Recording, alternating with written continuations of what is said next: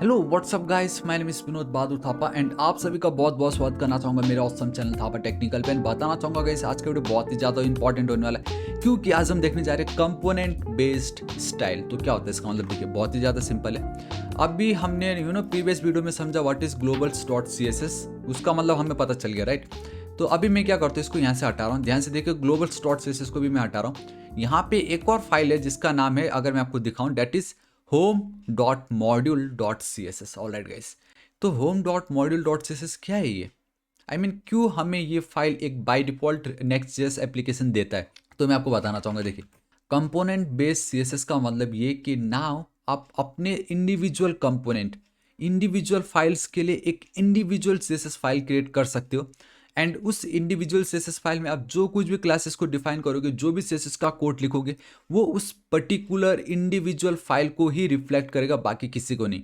I hope आप समझ गए होंगे। मैं बताना चाहूँगा, देखिए इसके कुछ नेमिंग कन्वेंशन है जो आपको पता होना चाहिए एंड दैट इज, आप देख सकते हो, आपको कुछ भी नाम, इसको ब्रैकेट्स देने की नीड नहीं है, कुछ भी नाम हो आप लिख सकते हो, बट उसके बाद dot module dot C S S ये कंपलसरी है। एंड वंस अगर आपने इस नेमिंग कन्वेंशन को फॉलो कर लिया, देन गाइस आप अपना खुद का कंपोनेंट बेस्ड सीएसएस क्रिएट कर सकते हो। इसको मैं एज इट इज रख के छोड़ देता हूँ यहाँ पे, ठीक है। तो देखिए guys, home dot module dot C S S, let's say कि मुझे क्या चाहिए, मेरा ये जो आप पेजेस है, ठीक है, इंडेक्स डॉट जेएस फाइल है। मैं सपोज ये जो कुछ भी आपको दिखाई दे रहा है, इन सब के लिए मैं अपना खुद का एक सेपरेट सीएसएस फाइल क्रिएट करना चाहूँगा। समझ रहे हो? मैं नहीं चाहता कि इनके जो भी कोड है वो मेरे ग्लोबल्स पे हो। मैं पर्टिकुलर सिर्फ और सिर्फ इस पेज के लिए अपना खुद का एक कस्टम सीएसएस वाला फाइल चाहूँगा, जो कि सिर्फ और सिर्फ इस पेज के लिए ही होगा, ठीक है। तो इसके लिए मैं क्या करूँगा, सपोज यहाँ पे आप देख सकते हो इंडेक्स डॉट जेएस, यहाँ पे home dot module dot C S S लिखा हुआ है, ठीक है। तो इन सब को मैं कंप्लीटली डिलीट कर देता हूँ। मैं इसको भी क्या करता हूँ, डिलीट कर दे रहा हूँ। एंड इसको भी मैंने कर दी डिलीट। ऐसा कुछ नहीं, आप डिलीट कर सकते हो, ठीक है। मैं स्टाइल पे चलूँगा, एक न्यू फाइल क्रिएट करूँगा जिसका नाम होगा इंडेक्स, ठीक है, index dot module dot C S S. एक सेकेंड, सी एस एस लिखना था मुझे, डेट्स वाई मुझे वहाँ पे वार्निंग भी आ गई, C S S and this is it, ठीक है। इसको मैं हटा रहा हूँ अब यहाँ से। सो नाउ गाइस देखिए, अब मुझे क्या करना है, यहाँ पे मैं कुछ भी लिख सकता हूँ, ठीक है। तो मेरा ये जो ग्लोबल्स के अंदर, मेरा ये जो होम पेज वाला जो, इसको कंप्लीटली कॉपी करूँगा मैं। ऑल राइट, इस तरीके से यहाँ से मैंने हटा दी, कंप्लीटली मैंने हटा दिया। इसके अंदर मैंने आई थिंक मैं पेस्ट, ऑल राइट परफेक्ट, इस तरीके से मैंने यहाँ पे पेस्ट कर दी, ठीक है। अब जब मेरे ग्लोबल्स पे ये सारे फाइल्स की जो सी एस एस पार्ट है वो तो है ही नहीं, तो मेरा होम पेज दिखेगा नहीं अच्छे से। होम पेज में वो सब कुछ जा चुका है। मैंने मेरा ये जो इंडेक्स डॉट जैसे, उसके लिए मैंने अलग सा ही अपना एक component based C S S file create कर लिया है, index dot module dot C S S, ठीक है। इसको मुझे अब यहाँ पे क्या करना पड़ेगा गाइस, इंपोर्ट करना पड़ेगा। कैसे इंपोर्ट होगा, देखो इंपोर्ट, ठीक है, बेसिकली सिंपली IMPORT इंपोर्ट। आपको यहाँ पे स्टाइल्स लिखना है, आप कुछ भी लिख सकते हो, कुछ भी लिख सकते हो, ठीक है। मैं लिख देता हूँ, चलो स्टाइल्स, स्टाइल लिख देता हूँ, स्टाइल। एक काम करते हैं, स्टाइल से लिख देते हैं, फ्रॉम डॉट, एक काम करते हैं, डॉट फॉरवर्ड स्लैश। गाइस आपको ये देखना है क्या ये आपका काम करता नहीं करेगा, आपको पहले तो बाहर जाना पड़ेगा, उसके अंदर आपको स्टाइल्स में जाना पड़ेगा, फॉरवर्ड स्लैश। देखो मुझे उसका नाम नहीं आ रहा है, तो index dot module dot C S S आपको लिखना पड़ेगा, दिस इज इट। तो इस तरीके से आपने क्या बोला कि ठीक है, ये जो मेरा index dot module dot C S S जो ये मेरा फाइल है, इसके अंदर जितने भी स्टाइल्स हमने रखे हैं या जो हमने क्रिएट किया है, वो सब कुछ इसके अंदर आ चुका है, इस ऑब्जेक्ट के अंदर आ चुका है। तो अब मैं क्या करूँगा, स्टाइल्स को कॉपी करूँगा। सपोज मुझे हेडर को अब वो स्टाइल देना है, हेडर वाली स्टाइल। ये जो हेडर जो भी है यहाँ पे, ठीक है। अब सपोज हेडर के अंदर ये जो कुछ भी मैंने प्रॉपर्टी यूज़ की है, मुझे अब यहाँ पे चाहिए, ठीक है। तो ग्लोबल्स में हम क्या करते थे, directly class name equal to header लिखा, हमारा काम हो गया। बट जब आप कंपोनेंट बेस्ड सीएसएस यूज करते हो, देन आपको सबसे पहले तो उसको इंपोर्ट करना पड़ता है, एंड देन इस हेडर को गाइस आपको कर्ली ब्रेसेस के अंदर लिखना पड़ेगा, देन डॉट स्टाइल्स डॉट इस तरीके से, एंड ये जो पार्ट है इसको आपको हटाना पड़ेगा, and this is it. So now guys, ये जो स्टाइल्स जो हमने यहाँ से इंपोर्ट की, उसके अंदर डॉट हेडर, उसके अंदर इस डॉट हेडर को मैंने यहाँ से टारगेट कर दी।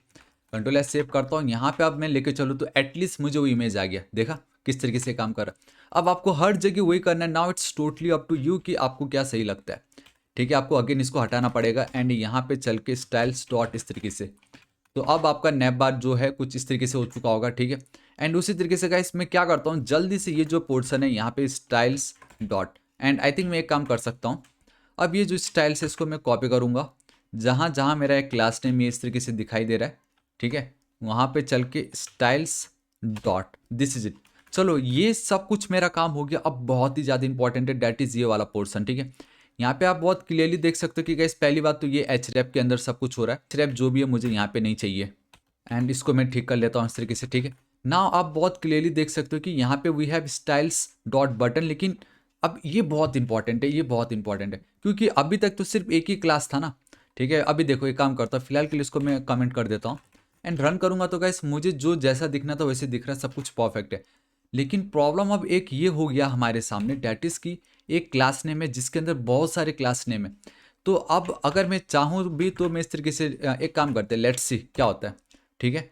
मैं यहाँ पे चलता हूँ स्टाइल्स डॉट बटन, मुझे एरर आ रहा है एंड बेसिकली ऑब्जेक्ट के अंदर है, तो इस तरीके से लेट्स सी ये अप्लाई होता है नहीं। देखो गाइस ये अप्लाई नहीं हो रहा है, मुझे वो वाइट कलर का बैकग्राउंड यहाँ पे नहीं दिखाई दे रहा। तो यहाँ पे अब एक ट्रिक है एंड डैट इज गाइस ये आपको यूज़ नहीं करना है, ठीक है।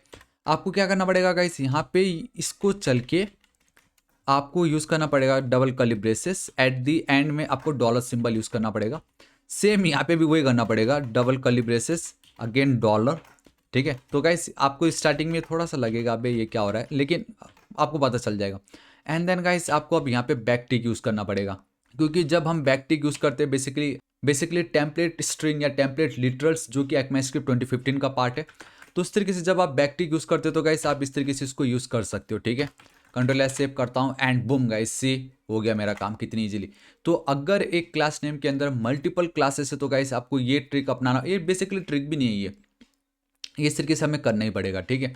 So this is it guys, ये था आपका कंपोनेंट बेस्ड सीएसएस, जहाँ पे मैंने आपको बताया कि अब ये जो ये जो फाइल है index.module.css, इसके अंदर जो कुछ भी आपने लिखा वो सिर्फ और सिर्फ इसी क्लास पे ही चलेगा, क्योंकि हमने सिर्फ इसको यहीं पर ही इंपोर्ट करा है, ठीक है। एंड इसके बहुत सारे फायदे हैं। एक मैं आपको इसका सिंपल एडवांटेज बताता हूँ, डैट इज सपोज ये मेरा कॉन्टैक्ट पेज है, ठीक है। तो मैं चाहूँ तो कॉन्टैक्ट का भी अपना एक सिंपल सा क्रिएट कर सकता हूँ। देखिए मैं यहाँ पे चलता हूँ, एक क्रिएट कर लेता हूँ new file contact dot, again आपको module dot C S S लिखना ही पड़ेगा। उसी तरीके से मैं चलता हूँ यहाँ पे, लेट्स को विथ एक और न्यू फाइल क्रिएट कर देता हूँ about dot contact dot C S S, ठीक है।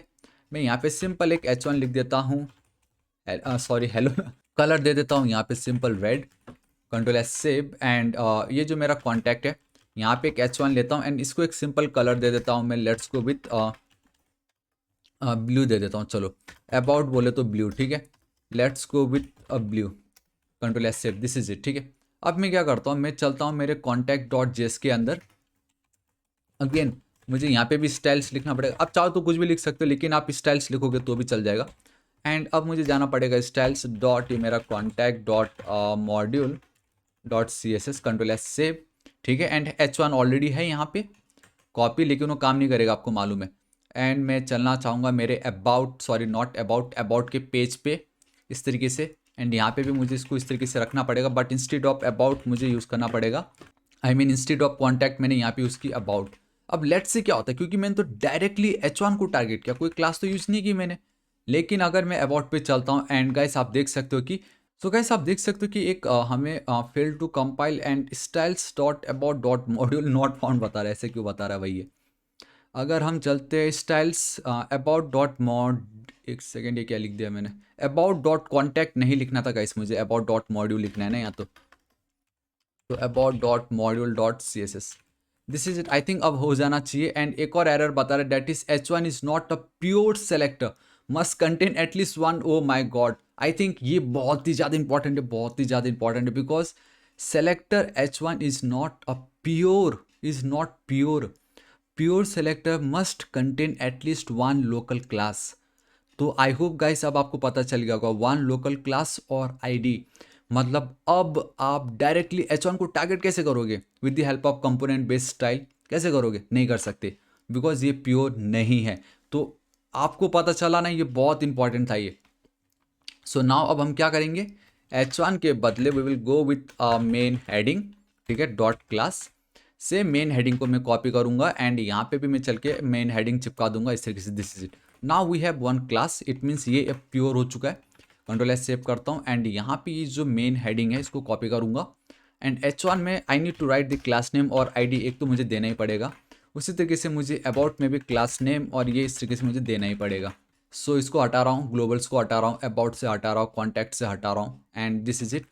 सो अब मुझे इसको कैसे करना पड़ेगा, स्टाइल से नहीं, ये तो इसको यहाँ से हटाना पड़ेगा इस तरीके से, डबल कर्ली ब्रेसेस यहाँ से, एक सेकेंड, इसको नहीं, इसको हटाना पड़ेगा, एंड यहाँ पे मुझे लिखना पड़ेगा स्टाइल्स डॉट मेन हेडिंग।